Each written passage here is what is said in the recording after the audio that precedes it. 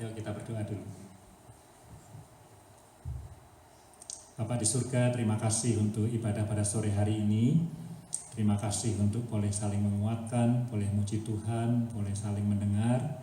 Terima kasih untuk fellowship di antara kami ya Tuhan Yesus. Sebentar kami akan mendengarkan firman Tuhan. Kami berdoa sungguh supaya firman Tuhan ini berbicara kepada kami masing-masing Tuhan. Berguna, membangun, menegur, memperbaiki, shaping our spiritual life. Dalam nama Tuhan Yesus kami berdoa. Amin. Saudara-saudara, kita sampai di Nehemia pasal 9. Ini menarik sekali, panjang pasal 9 ini ya. Tapi interesting, saya tidak tahu apakah hari ini kita bisa selesaikan pasal 9. Semoga bisa selesai karena meskipun panjang tidak terlalu complicated. Tapi kita akan baca dulu Nehemia 9 ayat 1 sampai 5 ya. Ada ya? Nehemia 9 ayat 1 sampai 5. Judulnya di Alkitab Bahasa Indonesia pasal ini adalah tentang pengakuan dosa dan permintaan doa. Ya, pengakuan dosa dan permintaan doa. Permintaan doanya berkaitan dengan pengakuan dosanya. Ya, saya bacakan. Pada hari yang ke-24 bulan itu berkumpullah orang Israel dan berpuasa dengan menggunakan kain kabung dan dengan tanah di kepala. Ya, jadi mereka berdoa, ngaku dosa, berpuasa, berkumpul dengan kain kabung, pakai abu, debu, tanah di kepala. Keturunan orang Israel memisahkan diri dari semua orang asing, lalu berdiri di tempatnya dan mengaku dosa mereka dan kesalahan nenek moyang mereka. Jadi yang Israel, yang bukan bangsa-bangsa asing, memisahkan diri, kemudian mengaku dosa atas kesalahan-kesalahan mereka dan nenek moyang mereka. Sementara mereka berdiri di tempat, dibacakanlah bagian-bagian daripada kitab Taurat Tuhan, Allah mereka selama 1/4 hari. Jadi kalau satu hari itu 24 hours, sekitar 6 jam. Ya, tergantung seharinya itu berapa. Tapi kira-kira 6 jam dibacakan kitab Taurat Tuhan. Sedang 1/4 hari lagi mereka mengucapkan pengakuan dan sujud menyembah kepada Tuhan Allah mereka. Jadi setelah 6 jam baca firman Tuhan, 6 jam ya menyembah, ya ngaku dosa, ya berdoa, semuanya itu 6 jam. Nah mungkin sisanya 12 jam lainnya ya barangkali tidur, makan, mandi dan seterusnya. Nggak tahu kita. Di atas tangga tempat orang-orang Lewi berdirilah Yesua, Bani, Kadmiel, Sebanya, Buni, Serebia, Bani dan Kenani.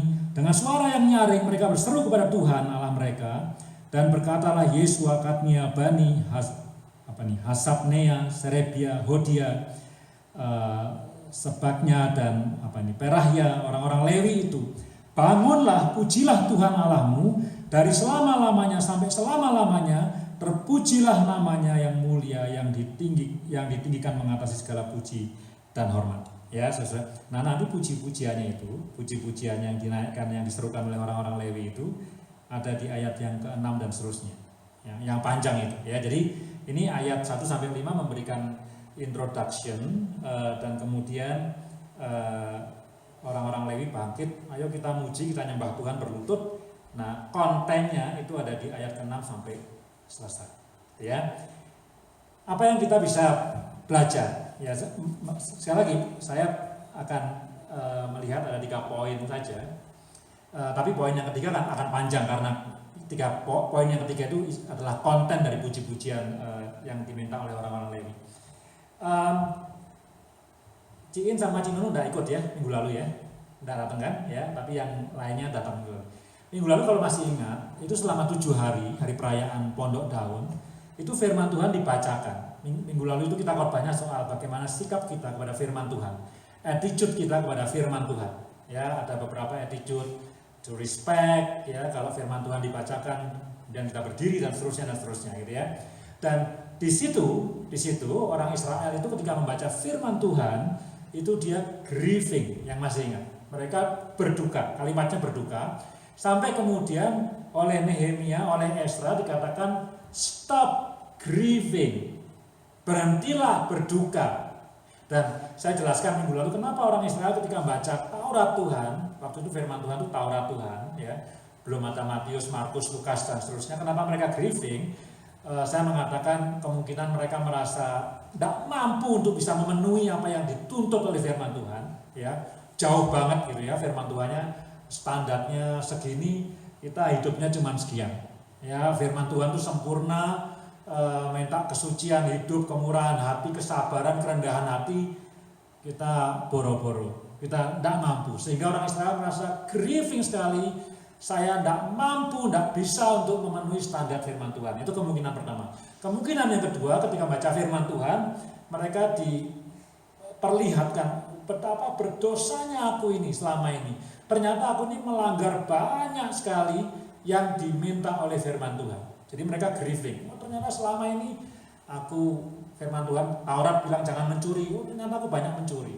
Firman Tuhan bilang jangan saksi dusta. Oh, aku banyak saksi dusta. Sehingga mereka grieving, mereka berduka, gitu ya. Dan kemudian Nehemia dan Ezra mengatakan stop grieving. Lalu ada ayatnya yang terkenal itu, because minggu lalu, the joy of the Lord is your strength. Jadi sukacita dari Tuhan itu adalah sumber kekuatan. Itu minggu lalu khotbahnya.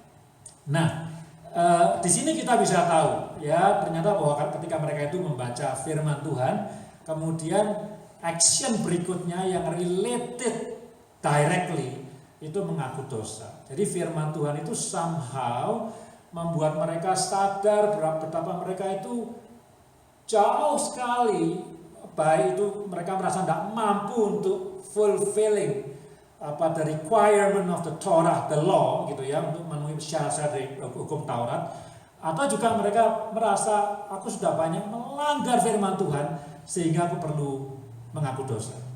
Ya, jadi grieving mereka dan mereka mengaku dosa. Nah, setelah saya ingin mengatakan begini, ini poin pertama ya, bahwa kita ini berdosa atau tidak itu firman Tuhan. Jadi cerminnya firman Tuhan. Cerminnya bukan kata orang lain, tapi hati-hati ya, hati-hati. Ali bisa menegur saya berdosa, bisa, tapi berdasarkan firman Tuhan. Jadi Tuhan bisa memakai banyak, bisa memakai orang lain, bisa memakai satu kejadian, bisa pakai mimpi, bisa pakai movie ya. Nanti kalau kita baca nabi-nabi dipakai untuk menegur Israel bisa saja, tapi yang menjadi cermin untuk seseorang menegur saya bahwa saya berdosa adalah firman Tuhan, ya kan? Bukan yang lainnya. Jadi firman Tuhan itu setting a standard of Christian life, itu tidak bisa ditawar itu. Jadi hidup Kristen itu standarnya ditentukan oleh firman Tuhan. Hari ini Alkitab dari Kejadian sampai Wahyu. Ya, nah saya hari ini khotbahnya atau seminarnya bukan soal bagaimana menafsirkan Alkitab supaya sesuai dengan konteks zaman ini. Tetapi singkat cerita, Alkitab ini Kejadian sampai Wahyu menjadi standar dari moralitas hidup Kristiani, hidup Kristen. Jadi kalau kita mau dikatakan berdosa atau dikatakan kamu benar atau salah, maka standarnya itu adalah firman Tuhan. Jadi itu poin yang pertama. Nah, masih berkaitan dengan poin yang pertama. Firman Tuhan itu tidak selalu menuduh kita. Tidak selalu menuduh kita. Iblis selalu menuduh kita ya. Firman Tuhan tidak selalu. Tapi juga Alkitab, kalau kita baca 2 Timotius 3 ayat 16 misalnya, firman Tuhan itu berguna untuk apa? Menyatakan kesalahan, memperbaiki kelakuan, apalagi ayat 4 tuh ya, A, B, C, D. Nanti buka dah 2 Timotius 3 ayat 16. Bisa nggak dibuka? Ya, 2 Timotius 3 ayat 16 gitu ya. Ini menarik ayatnya karena apa? Bagus sekali tentang fungsi dari firman Tuhan. Semua yang diilhamkan oleh Allah, semua yang difirmankan oleh Allah itu berguna untuk gitu ya. Bermanfaat untuk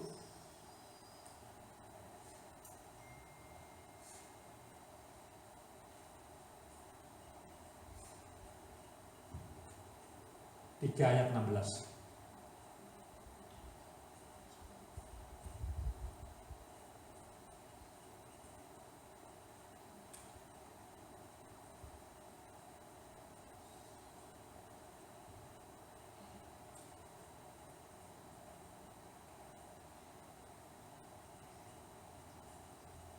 Ya, segala tulisan yang diilhamkan Allah Memang bermanfaat untuk mengajar, menyatakan kesalahan, memperbaiki kelakuan, dan mendidik orang dalam kebenaran. Ini ayat standar kalau kita mau ngajar orang tentang Alkitab. Nah, saudara, tentu saudara akan mengatakan, loh, kan firman Tuhan juga menghibur. Ya, dia menghibur. Kalau susah dihibur, ya saya juga mengalami itu. Firman Tuhan kan menguatkan. Oh iya, kalau kita sedang lemah, firman Tuhan juga menguatkan.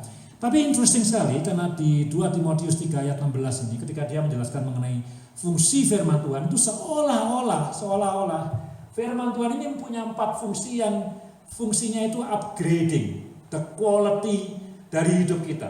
Jadi tingkah laku diperbaiki, ya, mengajar itu kan orang yang tidak tahu jadi tahu, gitu kan. Menyatakan kesalahan, salah ditegur, kira-kira gitu. Mendidik dalam kebenaran, ya, di-shape oleh firman Tuhan. Dia tidak mengatakan orang lemah dikuatkan atau orang susah dihibur. Tidak ada di sini. Di sini semua kisahnya adalah upgrading, shaping, membuat kita itu growing, bertumbuh, begitu ya. Nah, saudara, saya tidak mau mengatakan bahwa Alkitab itu nuduh-nuduh gitu, bukan ya. Kalau iblis nuduh, ya itu ada pekerjaannya iblis, si penuduh gitu ya dalam Alkitab kita. Tapi saudara, kalau saudara baca firman Tuhan, saya nyarankan, ini saya juga dapatnya barunya kapan? Baru ketika nyiapkan khotbah ini, ya. Kalau saudara baca firman Tuhan setiap hari, semoga baca firman Tuhan setiap hari, tahu nggak kapan tahunya bahwa saya mesti stop? Bacanya sih boleh 1 perikop saja, nggak usah dipanjang-panjang terus 1 perikop. Tapi kapan devotion saya itu harus atau bisa diakhiri dengan kata amin? Ketika saudara bisa grieving seperti orang Israel. Kalau belum sampai grieving, kemungkinan firman Tuhannya belum bicara sama kita. Kemungkinan, saya tidak bilang, dan saudara tidak harus berdosa gitu ya untuk firman Tuhan itu membuat saudara grieving. Karena kita semua, termasuk saya, termasuk pendeta yang hebat sekalipun, kita jauh dari standar yang ditetapkan oleh firman Tuhan.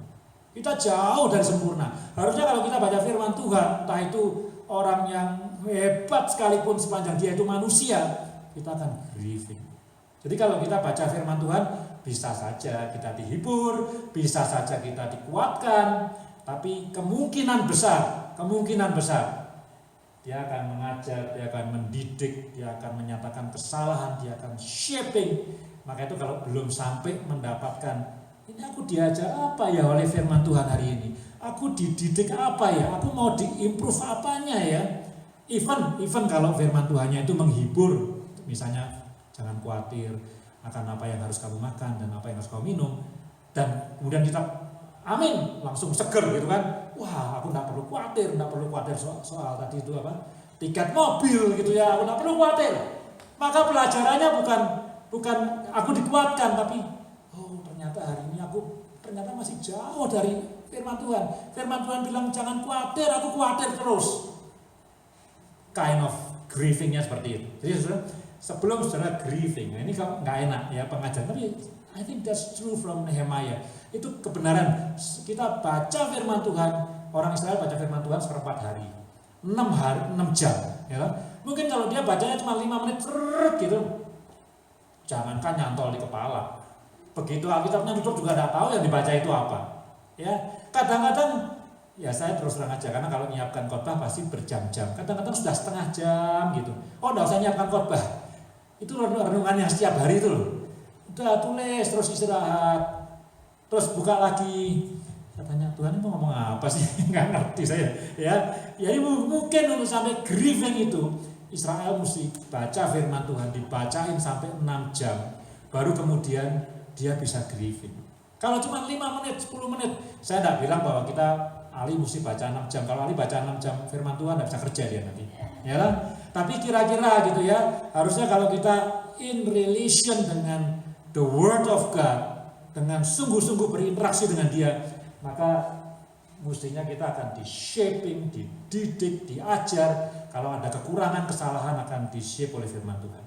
Nah, itu poin yang pertama ya. Jadi dapat resep kan ya kalau baca firman Tuhan. Kalau yang tidak punya waktu, yang sibuk-sibuk, yang cuma bisa baca devosi saya itu, ya baca aja terus sampai grieving. Kalau belum grieving jangan. Kayak hari ini saya grieving loh. Hari ini saya baca itu saya grieving. Itu Tuhan Yesus mikirkan ibunya, ya, mikirkan Maria ibunya. Itu saya grieving sekali. Karena banyak di antara kita kalau berbeban berat dan stres, kemudian cuti melayani, berhenti melayani, mundur dari pelayanan, aku masih stres, banyak masalah. Ya, karena apa? Karena begitu kita stres dan berbeban berat, itu semua energi kita dan pikiran kita itu mikirkan diri sendiri. Dan the worst itu kita akan self pity, mengasihani diri sendiri. Tapi Yesus disalib, dipaku, sudah mau mati karena habis itu devotion 2 hari lagi akan ngomong selesai, sudah selesai gitu. Kok dia masih mikirin ibunya? Itu bagi saya surprise sekali. Grieving saya, kok bisa ya ada orang seperti itu? Kok bisa ada orang dalam keadaan sudah mau mati masih mikirkan orang lain? Itu bagi saya grieving. Jadi itu yang pertama ya, firman Tuhan itu sekali lagi jangan salah nangkap ya. Bukan dia tidak bisa menghibur, tidak bisa menguatkan, tentu sangat bisa firman Tuhan menjadi jawaban. Tapi jawaban yang menguatkan dan yang menghibur itu pun menunjukkan betapa lemahnya saya. Ya, kalau firman-Nya jangan khawatir, saya tertegur betapa khawatirnya saya ternyata. Ya, padahal Tuhan bilang jangan khawatir misalnya. Itu yang pertama, yang kedua ya, yang kedua. Orang Israel ngaku dosa. Ngaku dosa, yang pertama ngaku dosa untuk dosa-dosanya sendiri. Yang kedua mengaku dosa untuk nenek moyang mereka yang mungkin sebagian sudah mati. Ya kan? Untuk orang lain gitu ya. Nah, saudara, ini maksudnya apa? Ya, apakah mungkin yang berdosa itu orang lain, saya yang ngaku dosa? Gitu. Misalnya Ali berdosa, terus saya ngaku dosa. Ya kan? Kan harusnya analis sendiri ngaku dosa gitu kan. Apakah mungkin gitu ya? Ada 2 jawaban ya, yang satu jawaban atau bukan yang satu. Dua-duanya jawaban modern, tapi mungkin saya coba jelaskan sesuai dengan konteks. Yang pertama, kalau kita berdoa on behalf of other people, itu syafaat. Tahu syafaat ya? Bahasa Inggrisnya itu intercessory. Jadi kita berdoa on behalf someone else, other people. Namanya doa syafaat. Jadi kalau ada acara doa syafaat, berarti kita tidak mendoakan diriku sendiri, tapi aku mendoakan orang lain. Aku mendoakan kota ini, provinsi ini, negara ini, atau dunia ini, orang miskin, orang kelaparan dan seterusnya. Itu doa syafaat, ya, kita mendoakan orang lain. Jadi kita bisa berdoa on behalf orang lain. Nehemia pasal pertama dia berdoa untuk dirinya, tapi juga dia minta ampun untuk dosa-dosanya, juga untuk minta ampun untuk dosa bangsanya. Sama, ya, di sini orang-orang Israel berdoa untuk kesalahan mereka, lebih maju sekarang, bukan cuma Nehemia sendiri. Mereka minta ampun untuk kesalahan mereka, tapi mereka juga minta ampun untuk kesalahan nenek moyang mereka. Tapi ada hal yang kedua, ya, hal yang pertama itu syafaat. Contoh lain, Yesus disalib, syafaat. Dia mikul dosa, yang dipikul bukan dosanya sendiri, tapi dosa umat manusia dipikul sama dia. Ya. Yang kedua, dosa itu tidak pernah individual. Menarik ya, dosa itu tidak pernah individual. Kita ngomong, yang nyolong kan dia, saya nunjuk aja ya, yang nyolong kan dia, saya tidak ikut-ikut nyolong. Ya, yang nyolong kan dia, itu misalnya ya. Bukan berarti saya ini related dengan dia, tapi saudara, dia bisa nyolong itu karena ada relation dengan orang lain. Tidak tahu, mungkin orang tuanya ngajarin dia nyolong, ya. Mungkin orang tuanya orang tua yang baik sekali yang tidak pernah nyolong. Tapi dia saking kelaparannya butuh nyolong. Kenapa dia kelaparan? Karena orang-orang di sekitarnya tidak peduli sama dia, tidak ngasih makan sama dia. Salahnya siapa coba? Ya, salahnya orang-orang yang tidak ngasih itu, lihat orang kelaparan nggak dikasih, ya nyolong dia. Ya, saya pikir-pikir waktu nyiapkan ini, kalau dengar orang mencuri gitu ya, kalau dia mencuri kayak koruptor memang kita kesel sekali. Tapi kalau ada orang tidak bisa makan, kelaparan dan sakit, dan kemudian nyolong, kemudian kita ngutuki dia, kamu pencuri dan seterusnya. Betapa kejamnya kita ya. Ya, Mesti tanya orang-orang sekitarnya yang tidak peduli sama dia, yang tidak pernah ngasih makan, tidak pernah ngasih obat, sampai akhirnya dia tidak punya pilihan lain, nyolong. Jadi dosa itu selalu relational, sosial, ya apalagi kalau orang tuanya. Ya ini Israel nanti jelas, nenek moyangku memberontak kepada engkau. Kalau Israel gitu, jadi kongconya, makconya, ke atasnya, mereka telah memberontak kepada Tuhan. Maka itu dia bilang, aku minta ampun untuk kesalahanku, karena aku sudah mengikuti jejak mereka, tapi juga minta ampun untuk kesalahan mereka. Jadi kalau orang Israel itu menyembah berhala, kalau orang Israel kemudian bikin, nanti ada tuh bikin lembu emas gitu ya, zaman Musa, itu bukan kesalahan mereka sendiri. Mereka lihat, oh pemimpinku, oh engkongku, oh kongcoku begitu. Jadi kalau begitu aku bisa melihat mereka seperti itu, then I can do that. Itu dosa. Jadi dosa itu tidak sesederhana individual. He did it karena dia ada faktor sosial, ada faktor relasi dengan orang lain. Jadi saudara, kita ini hidup kita mesti hati-hati ya. Kenapa? Karena kita tidak bertanggung jawab hanya atas hidup kita sendiri. Kita bertanggung jawab juga atas hidup orang lain. Apa yang kita lakukan itu bisa mempengaruhi juga orang lain. Nah, kita sering berpikir, dia ya dia, aku ya aku gitu. Ini bukan orang jahat loh, ini cuman dia mesti responsibel dengan hidupnya sendiri, aku mesti responsibel dengan hidupku sendiri. Kira-kira begitu. Ternyata tidak seperti itu, tidak sederhana itu. Ya, hidup kita meskipun seandainya sekalipun saya tidak pernah ngomong sama Ali, cuma pernah khotbah dan Ali pernah dengar, bisa punya pengaruh yang baik atau jelek kepada dia. Ya, jadi somehow, saudara, bertobat, lain lagi nih ya, kita kan berdosa itu sifatnya sosial dan relational, tapi bertobat itu keputusan pribadi. Ya, jadi ini lain lagi ceritanya ya, berdosa. Kita tahu dosa turunan dari Adam. Begitu Adam jatuh dalam dosa, semua tercemar oleh dosa, itu sudah jelas relational, sosial. Tapi bertobat itu individual.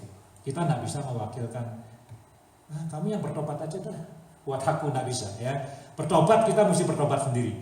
Tapi dosa, saya tidak bilang kalau kita berdosa terus, oh salahmu, enggak. Tapi aku berdosa bukan karena aku sendiri, ada hal-hal lain di luar aku yang turut mempengaruhi kenapa aku berdosa.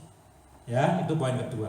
Mungkin sifatnya pengetahuan, tapi menolong kita untuk hidup hati-hati, karena hidup kita dilihat orang lain dan hidup kita itu punya pengaruh kepada orang lain. Ya, itu yang kedua. Simpel kan? Yang pertama, baca firman Tuhan sampai grieving. Itu baru namanya firman Tuhan bicara sama kita. Nomor dua, soal dosa. Nomor tiga ini bagaimana mereka memuji dan minta ampun ya. Nah, saya tidak akan baca semua, panjang.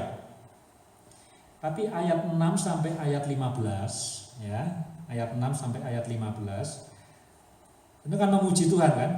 Ya, memuji Tuhan. Ayat 6 sampai 15 itu isinya semua tentang kebaikan Tuhan. Ya, kebaikannya apa? Saya sebutkan. Kebaikannya ini ya, bahwa Tuhan itu menciptakan dunia ini, itu yang pertama, ayat 6 ya. Baca dikit-dikit ya. Hanya Engkau adalah Tuhan, Engkau telah menjadikan langit, ya langit, segala langit dengan segala bala tentaranya, dan bumi dengan segala yang ada di atasnya, dan laut dengan segala yang ada di dalamnya.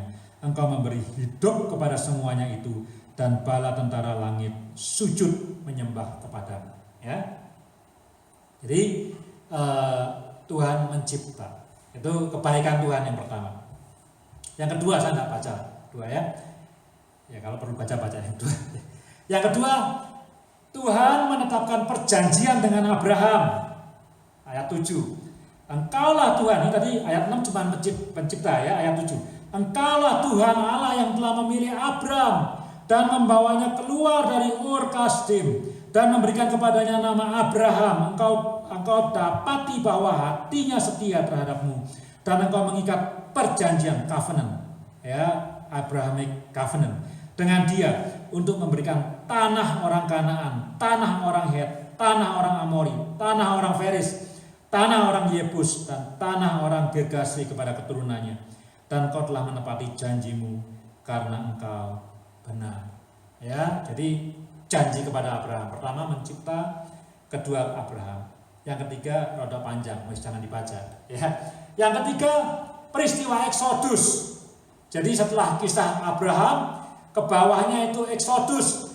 Waktu orang-orang Israel itu ditawan di Mesir, ternyata Tuhan itu setia. Maka itu saya tidak tahu apakah Ali tadi waktu menyiapkan worship membaca Nehemia 9, ada tiang api, ya, ada tiang awan disebut di sini.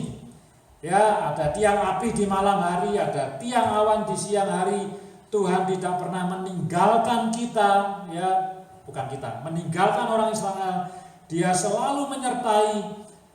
Kalau saudara baca ayat yang semalam saya kirim itu dari Nehemia 9 itu misalnya mengatakan bahwa Tuhan itu pemurah, panjang sabar, a forgiving God, ya, semua itu.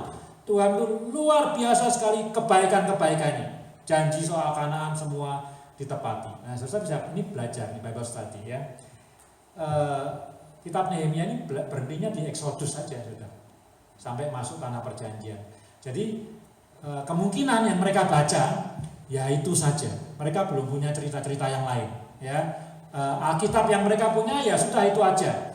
Ada penciptaan, Kejadian 1 sampai 3 barangkali.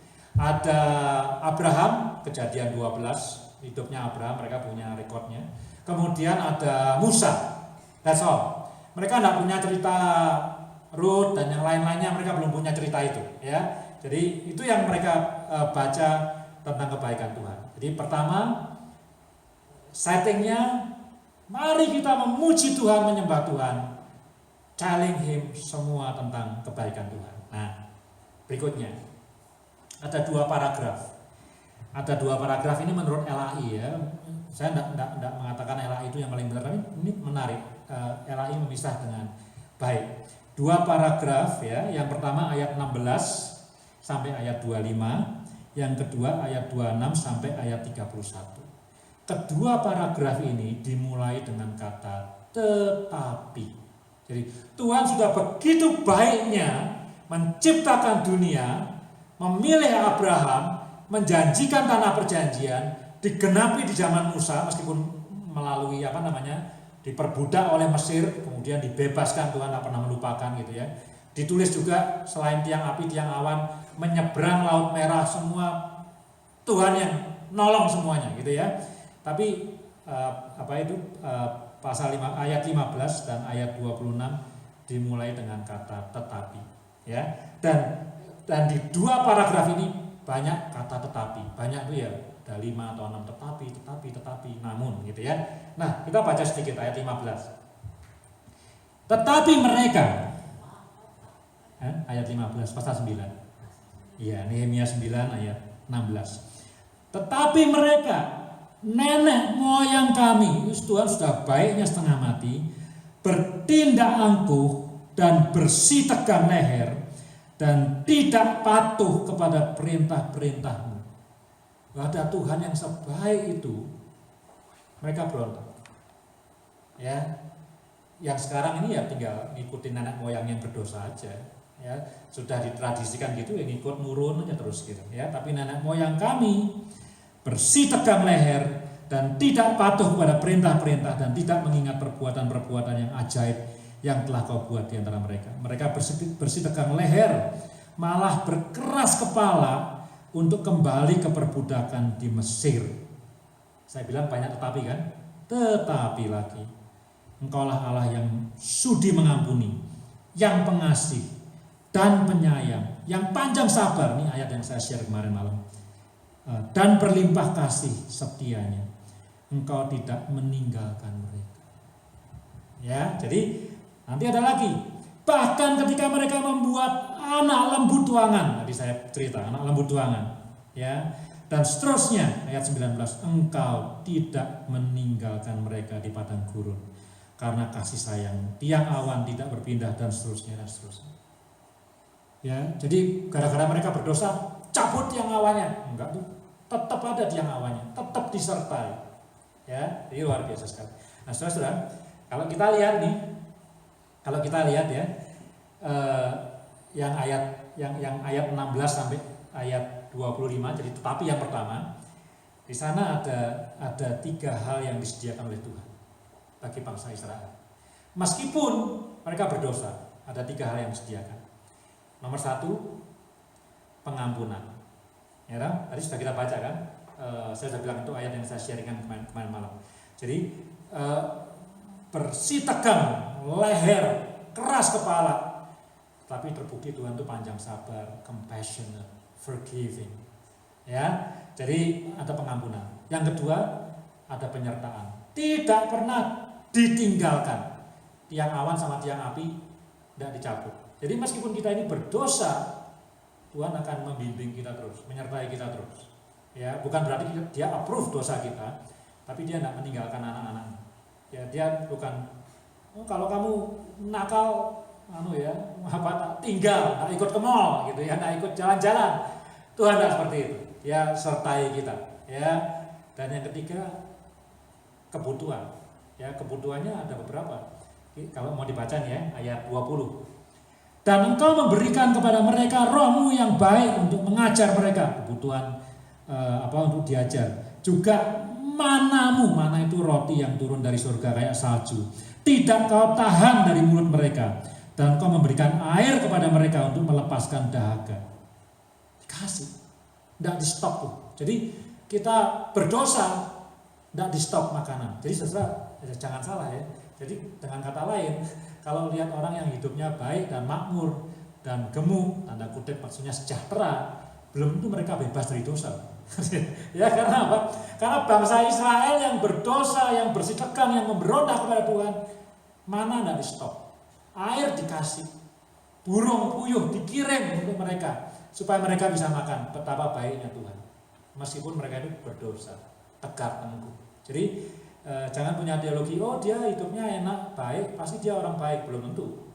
Ya, tapi juga jangan mengatakan oh dia orang jahat juga belum tentu juga, gitu ya. Tapi ini mengatakan bahwa meskipun kita pesannya gitu ya, meskipun kita itu berdosa, Tuhan tidak lupa memenuhi kebutuhan kita. Luar biasa ya. Tadi yang paragraf pertama, orang-orang Lewi menyembah Tuhan cuma mengatakan kebaikan-kebaikan Tuhan, Pak. Yang kedua, setelah orang Israel berdosa, Tuhannya tetap baik. Ya, luar biasa. Dan yang terakhir, pengampunan, penyertaan, kebutuhan. Yang terakhir ini yang luar biasa ya, Pak. Dikasih victory, kemenangan. Ya, ada di situ. Ya, jadi mulai ayat 22. Engkau menyerahkan kepada mereka kerajaan-kerajaan dan bangsa-bangsa dan membagikan itu, ya, kepada mereka sebagai daerah perbatasan, sebab mereka duduki tanah dari Sihon, raja negeri Hesbon, dan tanah dari Og, raja negeri Basan. Engkau membuat anak-anak mereka menjadi banyak seperti bintang di langit, membawa mereka ke tanah yang kau suruh kepada nenek moyang mereka untuk dimasuki dan diduduki. Wah, biasa, dikasih menang orang Israel, bangsa yang berdosa ya. Jadi apa tadi? Yang pertama, forgiveness dikasih. Sudah dosa dikasih forgiveness. Kadang saya ini waktu merenungkan ini ngelihat forgiveness itu kayak tahu tong bir itu ya, yang dari kayu itu. Galon apa tuh? Bukan baskom, ya apa tuh? Namanya apa? Drum, ya, drum betul, ya. Drum bir itu. Ada kerannya tuh di ujungnya, mancur gitu ya. Forgiveness, God's forgiveness itu kayaknya tidak pernah habis. Jadi kapan aja dibuka. Jadi gini, bayangin saya lihat salib ya. Salib itu darah yang muncul itu tidak habis-habisnya. Yang forgiving, yang cleansing itu tidak habis-habisnya. Jadi sudah disediakan sekali. Bukan berarti kemudian kita yang bertobat tidak bisa berdosa lagi. Kita bisa berdosa lagi. Tapi the forgiveness itu keep flowing. Itu bayangan saya. Salah kali ya, nyiapin khotbah kok ingatnya bir gitu ya. Tapi itu yang kepikiran gitu ya, forgiveness, kemudian penyertaan, kemudian kebutuhan kita dipenuhi, kebutuhan makan, kebutuhan minum dikasih sama Tuhan. Dan yang terakhir, victory. Tidak kalah loh, menang. Dapat tanah ini, dapat tanah itu, kerajaan-kerajaan dikalahkan. Ya, itu yang kedua. Yang ketiga, tetapi yang ketiga. Tetapi yang ketiga agak naik sedikit gitu ya. Karena tetapi yang ketiga itu mulai ayat 26 ya. Sampai ayat 31 itu Tuhan menghukum di sini. Sebelumnya Tuhan tidak pernah menghukum. Sampai ayat 25 Tuhan tidak menghukum. Sampai ayat 25 cuma diceritakan orang Israel itu jahat, keras kepala, memberontak. Tapi Tuhan tidak nyetop berkatnya. Tapi ayat 26 ada hukuman Tuhan. Jadi ada sedikit lebih, bukan naik ya, sedikit lebih buruk gitu. Dosanya lebih buruk. Tetapi mereka mendurhaka dan memberontak terhadapmu. Mereka membelakangi hukummu. Nah ini ada action yang tadi tidak ada. Dan membunuh nabi-nabimu yang memperingatkan mereka dengan maksud membuat mereka berbalik kepadamu. Mereka berbuat nista yang besar. Ini mereka ini nenek moyang tadi. Saya bilang kongco dan seterusnya. Lalu, nah ini ada hukumannya. Lalu engkau menyerahkan mereka ke tangan lawan-lawan mereka dan menyesakkan mereka. Maksudnya mendisiplin gitu ya. Dan pada waktu kesusahan mereka berteriak kepadamu. Lalu engkau mendengar dari langit dan karena kasih sayangmu yang besar kau berikan kepada mereka orang-orang yang menyelamatkan mereka dari tangan lawan mereka. Tidak tega Tuhan. Jadi orang Israel sudah berdosa, dihukum, diserahkan, mereka teriak, tidak tega Tuhan. Nah, di dalam jumlah ayat yang sedikit itu, dari ayat 26 nanti baca di Roma sampai ayat 31, Tuhan itu 4 kali tidak tega. Ya udah isinya itu. Ini dihukum tidak tega. Salah dihukum tidak tega. Salah dihukum tidak tega. Salah dihukum tidak tega. Jadi nggak usah saya baca. Ya nanti sudah baca di rumah sendiri sampai ayat 31. Patternnya sama 4 kali Tuhan tidak tega. Ya luar biasa Tuhan kita itu ya.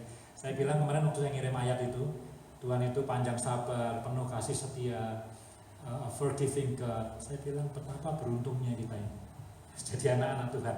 Ya betapa beruntungnya kita ini jadi anak-anak Tuhan. Berkali-kali dan ini pattern ya. Saya enggak, waktu nyiapkan khotbah ini enggak lihat orang lain, ya lihat aja diri saya sendiri gitu ya. Patternnya seperti itu, berbuat dosa lagi, dalam keadaan kejepit minta tolong sama Tuhan, ya dia ampuni lagi. Berbuat dosa, kadang dosa yang sama lagi, minta ampun sama Tuhan, Tuhan ampuni, Tuhan pulihkan lagi, dan seterusnya. Cycle-nya itu seperti itu. Nah akhirnya Tuhan itu panjang sabar dan pengampunannya itu kayak keran bir itu. Ya jangan sampai kita seperti itu. Kita mesti bertobat dengan sungguh-sungguh. Tapi even yang seperti ini, Tuhan itu mengampuni. Nah setelah selesai dengan itu, ya ingat ya tadi ya pujiannya ya. Pertama muji Tuhan tanpa nyebut kesalahan orang Israel. Kedua memuji Tuhan karena despite of kesalahan dan pemberontakan orang Israel, Tuhan tetap mengasihi mereka, memenuhi kebutuhan mereka dan seterusnya. Yang ketiga, orang Israel bersalah lebih dalam, membunuh nabi, dihukum sama Tuhan. Ketika dihukum, Israelnya berteriak, menangis, tolonglah aku Tuhan, tidak tega, bebaskan dari hukuman. Sampai 4 kali seperti itu. Ya, baru kemudian, tadi kan doanya apa? Pengakuan dosa dan permintaan, toh?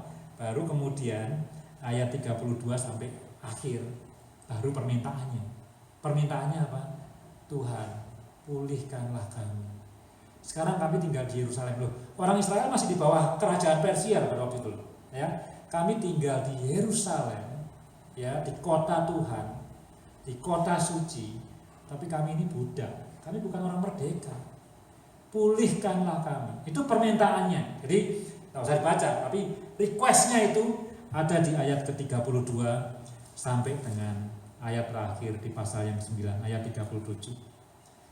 Kita baca ayat 36. Lihatlah sekarang ini, kami adalah budak di tanah yang kau berikan kepada nenek moyang kami untuk mengecap hasilnya dan segala kekayaannya. Kami ini adalah budak. Ya, jadi tragic. Tembok sudah dibangun, Ezra di sana mungkin bait Allah sudah selesai dibangun, tapi kita ini bisa ke sini karena apa? Karena diizinkan oleh Raja Persia untuk membangun kembali Yerusalem. Kita bukan orang merdeka. Pulihkan kami. Jadi, wah, firman Tuhan ini luar biasa ya. Pemulihan itu bisa terjadi kalau ada pengakuan dosa. Cara ngakunya dosa gimana? Ya, saya tidak bilang kita mesti ritual, tapi saya ingin mengajar, saya ingin membuat ayat ini menjadi praktikal, sepraktikal mungkin, gitu ya. Pertama dengan memuji Tuhan, segala kebaikan Tuhan, dan harus yang connected dengan kita. Ya, orang Israel bisa ngomong soal penciptaan, orang Israel bisa ngomong soal Abraham, orang Israel bisa ngomong soal Musa. Mereka connected. Tidak tahu apa yang bikin connected dengan Ali, dengan Cik Nunu, dengan Cik In, dengan saya. Menciptakan tentu menciptakan semua orang, tapi tidak tahu peristiwa di masa lalu ketika Tuhan itu begitu baik kepada kita. Sebutkan itu. Yang kedua, ayo kita sebut ya hal-hal di mana kita itu sudah berdosa, tapi Tuhan itu panjang sabar dan mengampuni kita dan tetap memberkati kita meskipun kita itu ternyata jauh dari standar firman Tuhan. Yang ketiga, mungkin kita bisa recall, bisa ingat peristiwa-peristiwa di mana Tuhan menghukum kita. Mungkin tidak kayak kemoceng, tapi aduh, aku mungkin pas sengsara, mungkin kadang-kadang saya mikir juga tuh, ya. Saya tidak merasa bersalah dengan tiket itu. Cuman kadang saya mikir gini, mungkin aku lagi berdosa ya. Jadi tiketnya bukan dosa, tapi mungkin ini kind of the punishment from God. Mungkin ini hukuman dari Tuhan. Aku kurang apa dan diingatkan melalui tiket ini. Itu no. Tapi Tuhan akhirnya teriak minta tolong, diampuni juga. Recalling peristiwa. Nah, setelah semua itu ngaku dosa, grieving, minta ampun sama Tuhan, teriak kepada Tuhan, baru terakhir kita requesting. Nah, sekarang Tuhan, ini permintaan saya. Pulihkan hidup saya. Tidak ada pemulihan tanpa pengampunan dosa. Tidak ada pengampunan dosa tanpa pengakuan dosa. Yang kontroversial yang terakhir, tidak ada pengakuan dosa tanpa pengakuan bahwa Tuhan itu a forgiving God. Dia maha pengampun. Tuhan bukan Tuhan yang pelupa. Kita tidak perlu mengingatkan dia. Tapi orang Israel, liturginya, ritualnya seolah-olah remember God in the past, remember. Itu engkongku, itu kongcoku berbuat dosa yang fatal sekali. Kamu ampuni juga. Ya, mereka kamu hukum, mereka berteriak, kamu ampuni juga. Sekarang restore us, pulihkan kami dong. Seperti engkau berbuat di masa-masa yang lalu. Oh, dia tidak lupa, tapi seolah-olah orang Israel mengingatkan Tuhan. Nah, saudara, dipraktekin ya. Ya, dipraktekkan, coba ambil waktu. Saya tidak tahu ya, mungkin saudara mikir, aku tidak merasa berdosa apa-apa kok. Ya, aku merasa hidupku baik-baik saja, tidak ada masalah apa-apa gitu ya. Tapi ada baiknya juga kita introspeksi, ya, dealing dengan firman Tuhan. Tadi saya nyiapkan ya, saya pikir tadinya saya mau workshop itu kita doing together, tapi saya pikir nanti di rumah aja ya. Tadinya saya pikir gini, saya mau minta saudara baca firman Tuhan, hukum Taurat 10 itu. Wah, kalau baca hukum Taurat 10 itu tidak usah lama-lama, pasti grieving itu sudah, pasti grieving, ya toh? Gampang kan? Hukum Taurat kan susah dipenuhi. Kalau kita baca hukum Taurat, pasti kita grieving. Grieving dalam arti ada bagian-bagian yang kita tidak bisa perfectly ngikutin itu. Tapi saya berpikir, kalau saya kasih hukum Taurat kan nanti saya seolah-olah jadi accuser gitu ya. Tukang tuduh, kamu tidak ikut hukum Taurat, kamu tidak ikut. Terus saya pikir, apa ya, ayat apa ya? Saya pikir-pikir, coba deh baca aja ucapan bahagia. Berbahagialah orang yang suci hatinya, pembawa damai. Berbahagialah orang yang miskin di hadapan Allah. Berbahagialah orang yang lemah lembut. Berbahagialah orang yang dianiaya dan seterusnya dan seterusnya. Baca itu aja deh. Baca sampai grieving. Baca sampai grieving, gitu ya. Tapi tadi Waktu Ali ingat-ingat kira jangan khawatir, saya sudah grieving. Padahal ayatnya very positif, tidak negur apa-apa. Jangan khawatir, ayatnya menguatkan, tapi saya grieving karena saya khawatir sebetulnya. Ya kan? Tidak mampu untuk jangan khawatir sebetulnya. Tapi ucapan bahagia itu kan netral sekali. Ya, berbahagialah kamu jika ini. Saya grieving karena saya tidak bahagia kalau saya mesti menderita dan dianiaya. Betul nggak? Siapa yang bahagia menderita dan dianiaya? Tapi firman Tuhan mengatakan berbahagialah kalau kamu dianiaya dan menderita oleh karena nama-Ku, dan seterusnya. Nah, coba baca, ini exercise, baca gitu ya, untuk kemudian mengaku dosa.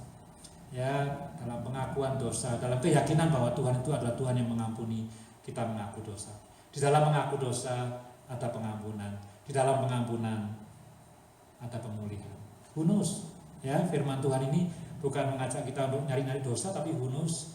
Kemudian ada pemulihan bagi kita individually dan mungkin bagi House for All Nations together.